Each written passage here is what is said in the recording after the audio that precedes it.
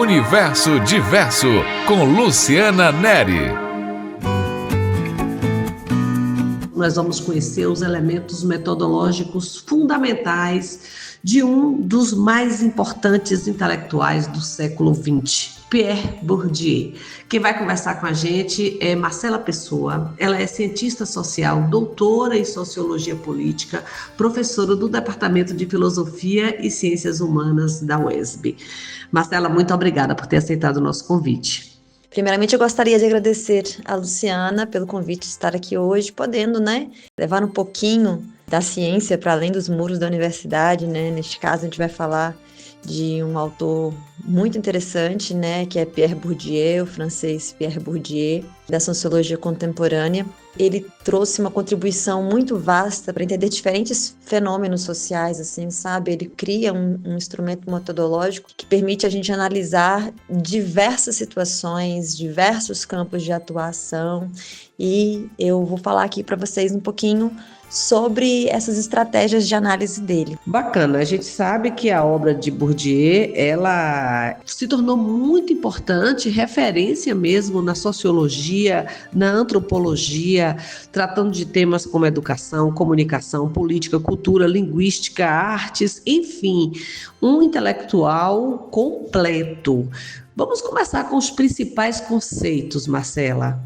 O Bourdieu, influenciado sobretudo pelos clássicos da sociologia, Marx, Weber e Durkheim, ele tem muito interesse em entender como é que a sociedade funciona a partir de suas estruturas. Ele tem um conceito que parece até um trava-língua, que diz estrutura estruturada, estrutura estruturante. Ele entende que os fenômenos da sociedade, elas pré-existem um indivíduo, e ao preexistirem o indivíduo, formam as condições em relação às quais o indivíduo vai aprender a ser um ser social. Vai incutir nesse indivíduo o que ele chama de determinadas disposições sociais. O que isso significa, disposições sociais? Que disposições sociais seriam essas? Quer dizer que cada indivíduo ele vai ter praticamente um acervo social em relação ao qual ele vai criar suas preferências, sua personalidade, e esse acervo depende muito da origem desse indivíduo e das oportunidades que ele acessa. Então, a teoria de Bourdieu nos permite entender de forma bastante rigorosa como que as chances dos indivíduos, as oportunidades dos indivíduos ao longo da vida vão criando determinados mecanismos que influenciam o seu modo de ser, seu modo de agir, suas tomadas de decisão, e também em que medida o indivíduo, ele também, a partir deste entorno social, ele vai querendo romper com essas estruturas, Ele vai modificando a sua realidade, se emancipando dessas condições de disposições que aparentemente seriam inatas, Isso significa que, para Bourdieu, nós somos como somos e pensamos como pensamos, porque fazemos parte de determinada estrutura, determinada família, determinado bairro, classe social e etc. É por aí? Quer dizer que uma pessoa ela é influenciada, obviamente, pelos seus laços familiares, pelo seu entorno da vizinhança, a cultura da sua cidade, o tipo de política, economia, cultura do seu país. Todos esses elementos são marcadores muito importantes, gerais, mas também tem marcadores específicos, como a classe que esse indivíduo pertence, a questão racial a que ele é vinculado, o tipo de educação que ele acessou. Então, isso vai criando essas disposições que vão sendo incorporadas por esse sujeito para criar sua personalidade e também para emancipar sua personalidade, porque não quer dizer que o sujeito necessariamente tenha que acolher esses pressupostos e simplesmente se conformar com eles, permitindo então uma perspectiva de ruptura. Que bacana, então ele tenta explicar o funcionamento de determinadas instituições da sociedade, mas também prevê aí a capacidade de ruptura. É um autor muito utilizado para entender essas instituições clássicas da sociedade, Escola, família. Bourdieu, ele é muito utilizado para entender, por exemplo, como que a escola influencia na trajetória de um indivíduo E não só a escola, mas outras formas de educação que ele considera tão importantes quanto a educação formal. Ele tem um conceito muito fundante que é o de capital, e não capital como a gente pensa e como a gente conhece no senso comum, né? A gente normalmente quando pensa capital financeiro, né? Então, obviamente, capital financeiro, dinheiro, é importante também, né? Em termos de oportunidades. Mas não apenas. Ele fala que outras formas de capital são tão importantes quanto o poder econômico, como, por exemplo, o que ele chama de capital cultural. Que tipo de cultura você teve acesso? E aí é tanto cultura formal, a escola que você teve acesso, né, a universidade que você teve acesso, como também informal, mas que tem reconhecimento, né? Se você frequenta o teatro, o tipo de filme que você consome, os tipos de entretenimento, lazer também, né? São proporcionados para o sujeito no dia a dia, o tipo de religião que essa pessoa frequenta. Esses elementos também são importantes, porque traz esses traços da cultura do sujeito em relação aos quais ele vai aderir ou ele vai repelir, ter desinteresse. E ele fala também em capital social. O que é isso? São as redes de relação que esse indivíduo tem e que muitas vezes talvez esse sujeito não tenha poder econômico, não tenha poder cultural, mas essas redes de relação que ele tem proporcione para ele acesso tanto ao poder econômico quanto ao poder cultural.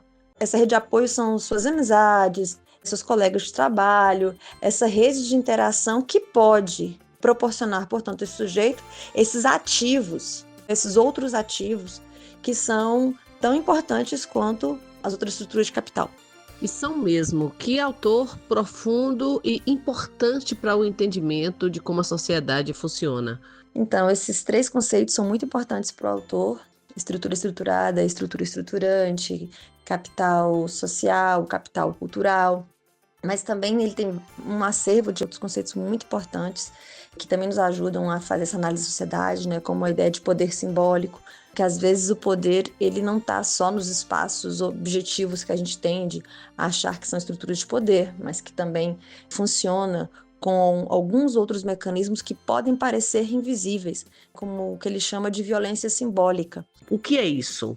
O que ele quer dizer com isso é que existem estruturas de poder que não são tão visíveis quanto as que a gente está habituado a pensar a respeito delas. E essas estruturas de poder, muitas vezes, elas agem sobre os indivíduos com anuência, com consentimento desses mesmos indivíduos. É como quando a vítima fica do lado de quem está cometendo a violência contra ela, é por aí? O que ele chama de violência simbólica. A violência ela não é só uma violência física, ela também tem aspectos que parecem ser invisíveis e que, infelizmente, as vítimas, na perspectiva do autor, dão reconhecimento a esse poder, consentindo com ele, se tornando praticamente seus cúmplices. Esse tipo de comportamento, ele ajudaria a reproduzir as estruturas de poder e de violência na sociedade em benefício daqueles que detêm o poder e em prejuízo das pessoas que são suas vítimas, ainda que elas sejam cúmplices, mas obviamente são cúmplices de forma inconsciente. E acontece, né, Marcela? Acontece bastante, inclusive, infelizmente. Então, esse tipo de mecanismo, né, social justificaria, por exemplo, por que existem mulheres machistas, né, com discurso de controle do corpo de outras mulheres, né? Então, quando eu falo controle, por exemplo, eu acho que é um exemplo bem simples e bem comum, né? A luta que nós mulheres temos contra o nosso machismo cotidiano, né? De não ficar julgando, por exemplo, a roupa que a outra mulher está usando se ela está se sentindo confortável. Quem tem que se preocupar com a própria roupa é a pessoa, né? E não ficar ali qualificando de forma pejorativa o corpo da outra mulher, né? Mensurando o corpo da outra mulher. Então, isso é um exemplo. Então, as pessoas que muitas vezes são vítimas dos preconceitos acabam reproduzindo os preconceitos porque elas foi criada a partir daquelas estratégias de poder simbólico que reproduz a violência no seu cotidiano, nas suas redes de relação, no entorno do seu capital cultural, na criação do seu capital cultural e seu capital social. E o que Bourdieu propõe para romper com esse ciclo de violência, Marcela? O autor fala que essas estruturas, portanto, elas tendem a se reproduzir com muita facilidade. E para dar um basta, você tem que, antes de tudo, reconhecer essas estratégias de funcionamento da violência simbólica, né? Como é que esses mecanismos de poder atuam sobre o corpo dos indivíduos, não apenas objetivamente, mas também subjetivamente. Quando a gente fala sobre essa violência simbólica, ela ter o consentimento tácito da vítima, mais uma vez, é importante ponderar que isso não é feito de forma consciente, mas inconsciente. Não quer dizer que deliberadamente a pessoa quisesse fazer isso, mas que essa estrutura muitas vezes impera sobre a nossa razão de forma imediata. Por isso que eu dei o exemplo simples da questão da roupa, né? Mas isso justifica também condutas de cunho racista por parte de pessoas que muitas vezes sofrem racismo, ações LGBTfóbicas por pessoas que podem ser elas mesmas vítimas também da LGBTfobia, gordofobia, bullying, enfim, essas diferentes formas de violência que a gente vive na sociedade e que o sujeito é como se ele sentisse que ele se preserva em atacar. Perversa essa lógica, né? Mulheres atacando outras mulheres ou o movimento feminista, pessoas que sofrem racismo atacando os movimentos negros, que lutam contra o racismo, e não é só. Inclusive, pertinente também chama atenção para a própria forma de ação do sistema capitalista, né, em relação a essa violência material e simbólica que se vive cotidiana, né? Porque as pessoas muitas vezes vítimas do sistema capitalista, né, que não conseguem alcançar ali o que se entende por sucesso dentro do sistema, tende a ser muitas vezes seus mais ferozes defensores, né?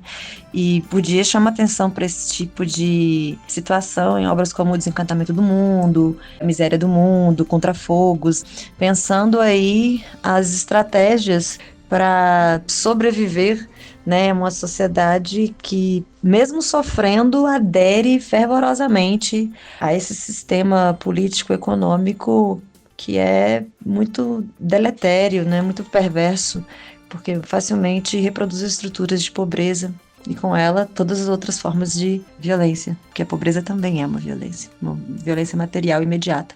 Enfim, além de todas as camadas simbólicas envolvidas com isso. E é isso. Muito obrigada pelo tempo de vocês. Muito obrigada, Marcela.